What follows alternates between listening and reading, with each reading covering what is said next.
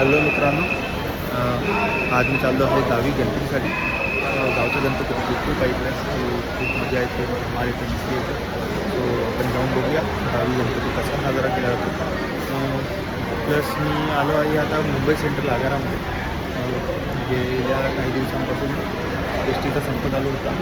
आता आमच्या नशिबाने कालच तो संपलेला आहे. बघू आज गाडी किती वाजता लागते आणि किती उशिरा गाडी लागते, कारण की काही गाड्या आल्या आहेत, काही गाड्या नाही आल्या आहेत, काही जणांच्या गाड्या कॅन्सल होतात.